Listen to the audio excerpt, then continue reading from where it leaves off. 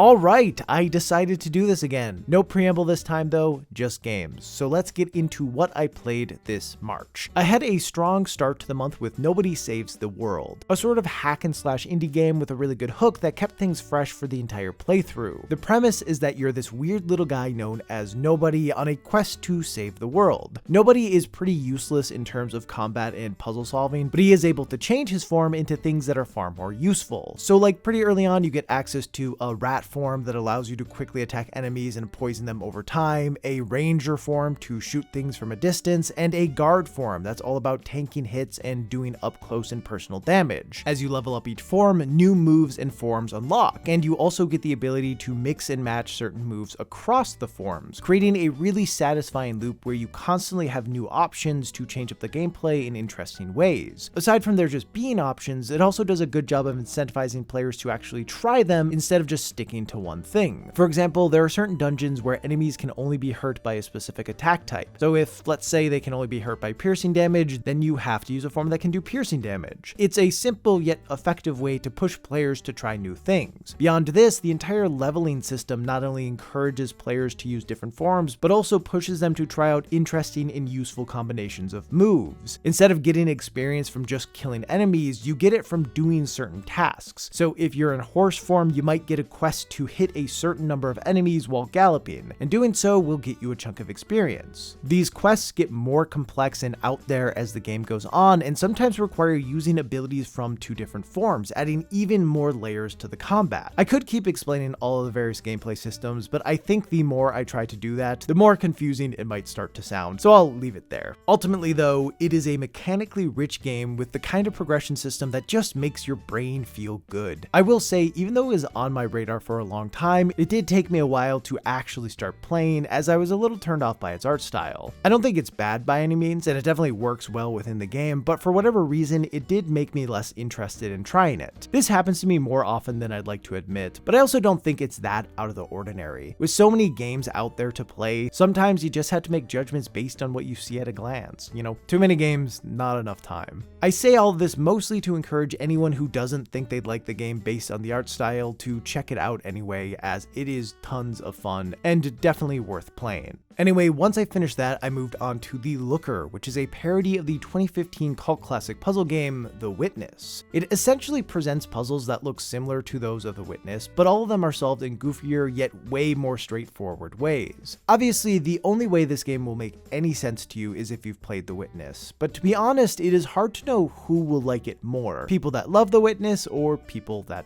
hated it. It does a handful of things that could definitely be seen as mocking its source material, and I imagine people who found The Witness to be pretentious would find those things to be funny and validating. But also there are a few moments that make it seem like the developer, The Looker, has a lot of reverence and respect for The Witness. I think fans of it would be able to pick those moments out easily. So it stands in this interesting spot where I imagine it would appeal to both camps for entirely different reasons. And I'd say that makes it a pretty successful parody, as its intent can be interpreted in multiple different ways. As for if you should play it, you know, I don't know, it's free, takes about an hour or two to beat, and has a few really fun moments. So if you play The Witness, you'll probably get something out of it, and it's a really low investment. Hard to come out a loser in that kind of situation. After that, I played Wolong Fallen Dynasty, and it was pretty good. Currently, my favorite FromSoft game is Sekiro, so I've been looking for titles that scratch a similar itch, and Wolong largely succeeded at that. Its combat primarily centers around parrying, and it uses a system that is similar in a lot of ways to the posture system in Sekiro, where attacking and parrying creates buildup on a gauge, and once it fills up all the way, you can do a big old attack for massive damage. This part of the gameplay loop is a lot of fun and generally feels really good. As for its other systems, it throws a lot of shit at the wall, and while I did beat the game, I don't know if I've put enough time in yet to fully say how effective all of these systems are. Like, it has a whole magic tree with some pretty powerful spells and some cool ideas, but it feels a bit tacked on, and it doesn't seem like the game is balanced around it, although it could be way more important in New Game Plus. There are also companions that automatically join you at the start of levels, along with an option for online co-op. Although I didn't really use either all that much, as I found having other characters around really just made the fights stupidly hectic and a bit too easy, as the focus of enemies, especially bosses, would be split. From the little bit of co-op I did do, it was a ton of fun to work through the levels with a friend, and I appreciated how easy it was for us to get connected and stay connected compared to the way it typically works in FromSoft games. But also, it was massively glitchy, which pretty much made it impossible to play at times. Arguably, the most important mechanic in the game comes in the form of morale rank, which is a system that makes each of the stages have a nice challenge to them regardless of if you're over leveled or not. Essentially, when you begin a new stage, you start at rank 1 morale, and if you face enemies of a higher morale, they will deal far more damage to you, making those encounters much riskier. They're not impossible by any means, but they take way more skill to pull off. If you die, you lose all your morale, so you have to always think twice about what you're actually able to take on. As you kill enemies and plant flags on the battlefield, your morale goes up, and with the flags specifically, the more you place, the higher your minimum morale becomes. So instead of getting set back to 0 when you die, you get put to whatever minimum rank you've earned. It's a cool system that encourages exploration, leads to a fair bit of decision making, and allows players to essentially set their own difficulty. But my main issue with it, and frankly it is my main issue with many aspects of the game, is not knowing what the intended difficulty or experience is meant to be. If I'm a seasoned Souls-like player, what should I try to have my morale level set to? Should I not use magic and companions? Should I avoid upgrading things? And that is often a bit of an issue that comes from games that have difficulty options baked into gameplay choices. It's hard to get a grasp on what mechanics you should or shouldn't engage with in order to strike the best balance between a fun challenge and interesting gameplay. With that said, this sort of thing is far from being a deal breaker, and I would definitely still recommend checking it out, especially if you liked Sekiro. You might have to experiment a bit to figure out what systems create the best difficulty for you, but once you figure that out, I think you'll have a lot of fun with it. Now, Wo Long does have relatively terrible Steam reviews at the moment because its launch was pretty rough. Many were upset with its general performance as well as its keyboard and mouse options, which that part surprised me a bit because I would never play a game like this one on keyboard and mouse, but I guess some people do, and to each their own. I also know that a bunch of fans of Nioh, Team Ninja's other major Souls-like Ninja series, were pretty disappointed that the studio didn't just make Nioh 3 and instead went with something a bit weirder. I haven't played the Nioh games yet, so I don't really have a strong take on this, but I do think Wo Long does a bunch of interesting things that make the game worth playing. Variety is cool, and it's fun to see developers take big swings sometimes, even if it comes up a bit short. I will say, there isn't a ton of enemy variety, which makes the non-boss fights feel a little stale by the late game, but I do think the bosses mostly make up for that, as all of them are varied both visually and mechanically, and lead to pretty much all the coolest moments in the game. So yeah,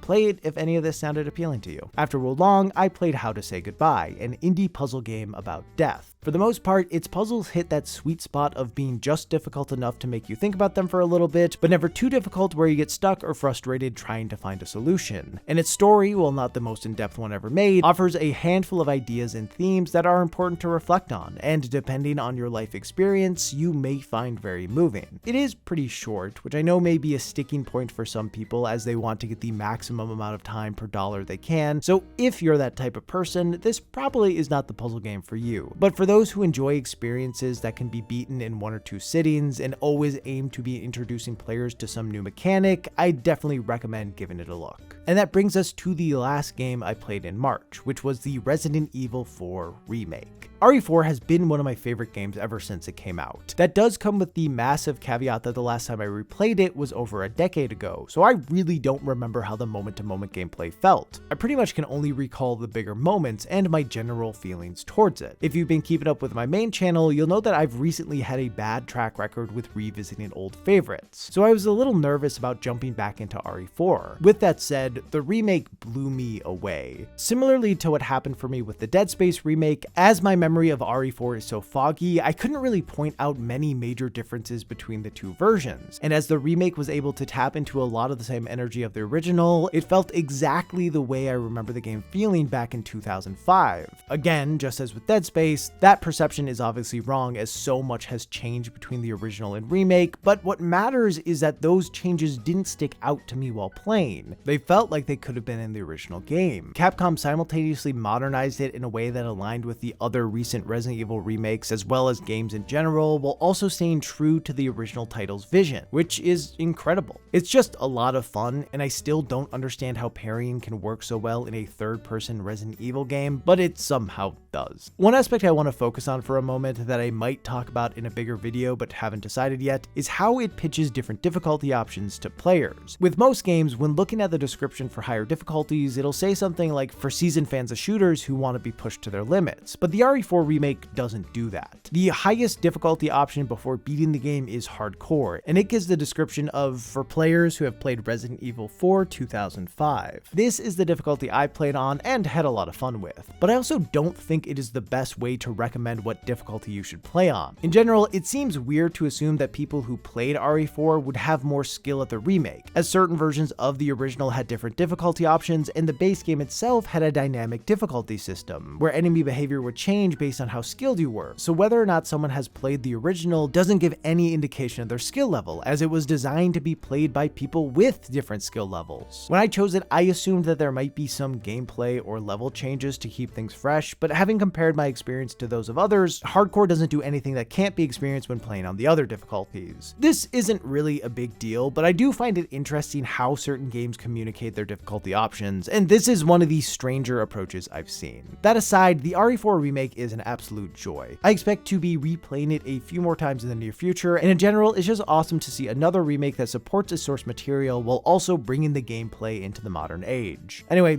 that's all. I'll see you next month unless I decide to stop doing this. Bye.